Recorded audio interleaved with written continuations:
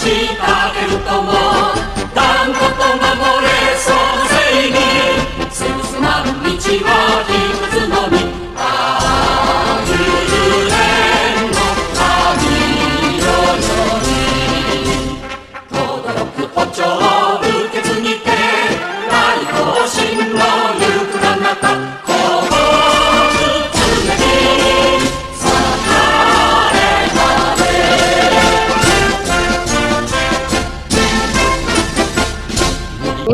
berdasarkan video seperti tadi, jadi cikgu minta setiap daripada kamu untuk jelaskan apa yang kamu faham berkenaan dengan video tadi.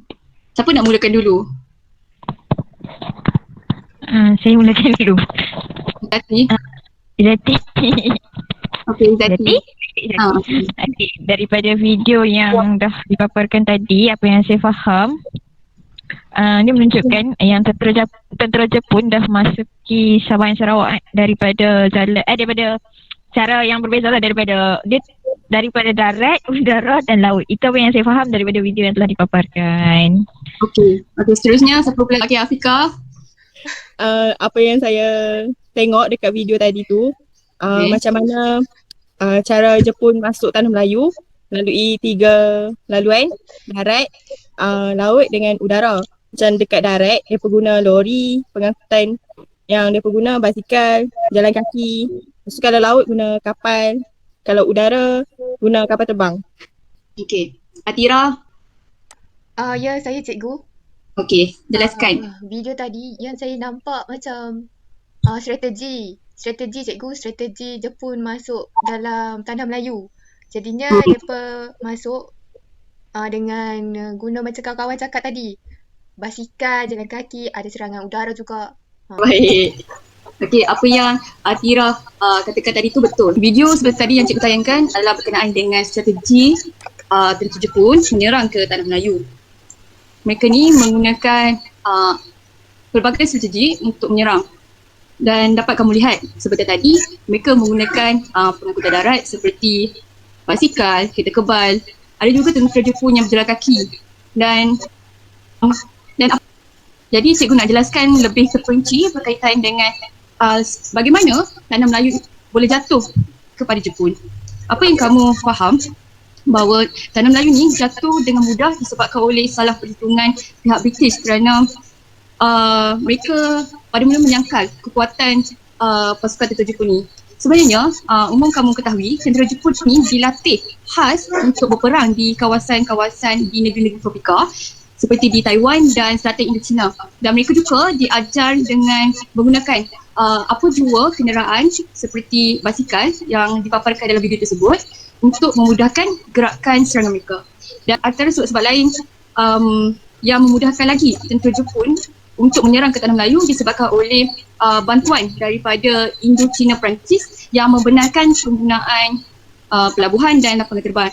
Dan ada lagi satu negeri yang turut membantu Jepun. Siapa tahu? Ada tak? Siapa-siapa tahu siapa lagi satu negara yang membantu pihak Jepun untuk menyerang Tanah Melayu? Siam ke cikgu? Ya, betul, Siam. Okey, kerajaan Thailand ni sebenarnya pada mulanya mereka ni memberi tentangan yang hebat kepada tentera Jepun, tetapi pada akhirnya mereka membenarkan penggunaan lapangan terbang mereka iaitu di Songkhla dan Patani untuk tentera Jepun mendarat. Okey, itu sedikit berkaitan dengan jatuhnya Tanah Melayu kepada Jepun. Okey, seterusnya cikgu akan terangkan berkaitan dengan kronologi serangan tentera Jepun di Tanah Melayu. Okey, alihkan pandangan kamu dekat slide yang cikgu tunjukkan. Okey, cikgu telah letakkan sebuah peta di Tanah Melayu yang menunjukkan serangan tentera Jepun ke atas Tanah Melayu. Okey, pada 8 Disember 1941 merupakan pendaratan yang pertama tentera Jepun mendarat di pantai Kuala Pak Amat, pantai Sabah, Kota Baru dan di Thailand iaitu di Singgora dan Padang. Mereka ni telah melaksanakan serangan pada tengah malam iaitu pada ketika itu mencetuskan sebuah pertempuran yang ganas dengan tentera British India 1 jam selepas serangan di Pearl Harbor. Okey, seterusnya 9 Disember 1941, okey, tentera yang berada dari di Singgora dan Petani ni mula menyerang di lapangan terbang Sungai Petani, Bertawut dan Alustar, menyebabkan ketiga-tiga buah lapangan terbang di Sungai Petani, Bertawut dengan Alustar ni ditawan. Seterusnya, beralih pula kepada 10 Disember 1941, kapal tempur HMS Prince of Wales dan HMS Repulse yang berada di lautan Timur Selatan ini mula bergerak di pesisir pantai ke Kuantan yang dilaporkan terdapatnya pendaratan tentera Jepun di Kuantan. Dan tanpa perlindungan udara, pesawat Jepun mula menyerang dengan gelombang demi gelombang dan berjaya menenggelamkan kapal tentera British. Dan kehadiran tentera laut British di Laut Cina Selatan ni dihapuskan dalam masa yang singkat.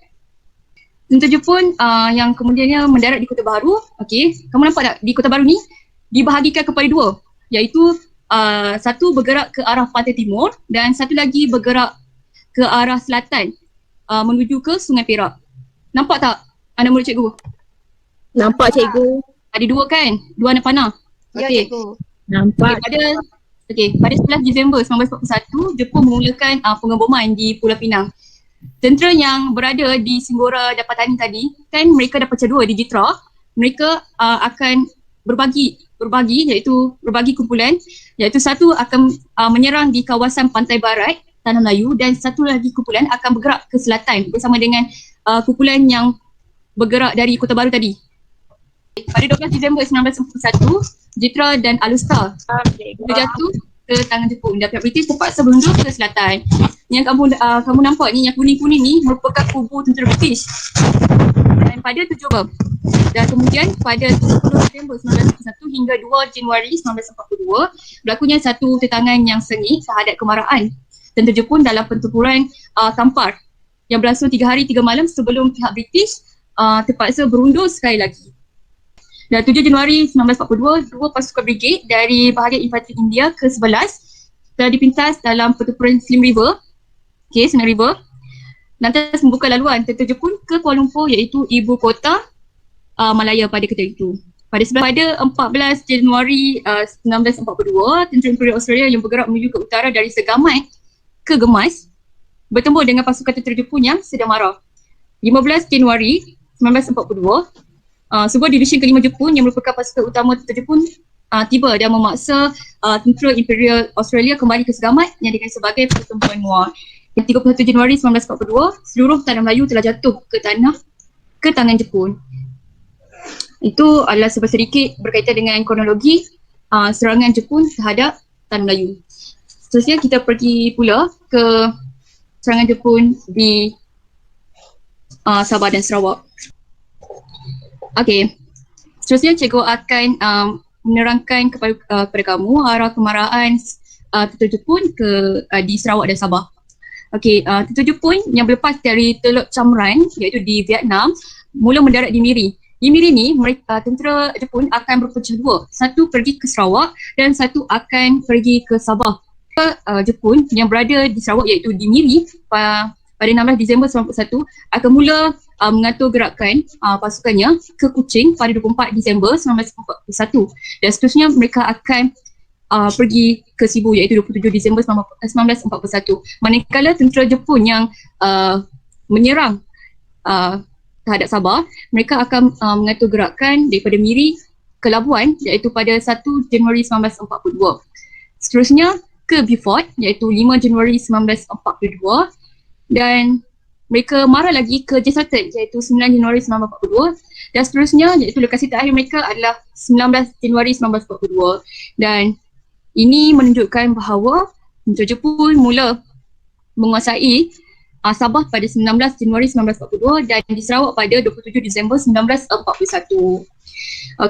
Daripada penjelasan cikgu berkaitan dengan arah kemarahan tentera Jepun di Tanah Melayu, Sabah dan Sarawak. Jadi cikgu nak minta seorang pelajar untuk menjelaskan kembali serangan tentera Jepun di Sabah dan Sarawak. Cikgu bagi masa 2 minit, nanti cikgu pilih siapa yang akan bentangkan serangan tentera Jepun di Sabah dan Sarawak. Berdasarkan apa yang diterangkan oleh cikgu tadi, sebentar tadi, apa yang saya faham, tentera Jepun mula menyerang dari Teluk Cam Ranh, Vietnam dan mendarat di Miri pada 16 Disember tahun 1941. Bila tentera Jepun mendarat di Miri pada tahun 1941, mereka kemudiannya berpecah kepada dua pasukan. Satu pasukan bergerak ke Kuching, Sarawak iaitu pada 24 hari bulan 12 1941 dan seterusnya ke Sibu pada 27 hari bulan 12 1941. Okey. Manakala satu pasukan lagi bergerak ke Labuan pada 1 Januari 1942 yang kemudiannya bergerak ke Beaufort pada 5 Januari dan seterusnya ke Jesselton pada 9 Januari dan terakhir di Sandakan Sarawak pada Sandakan Sabah pada 19 Januari 1942. Secara konklusinya, Jepun betul-betul menguasai Sabah adalah pada tanggal 19 Januari 1942 manakala menguasai Sarawak pada 27 Disember tahun 1941.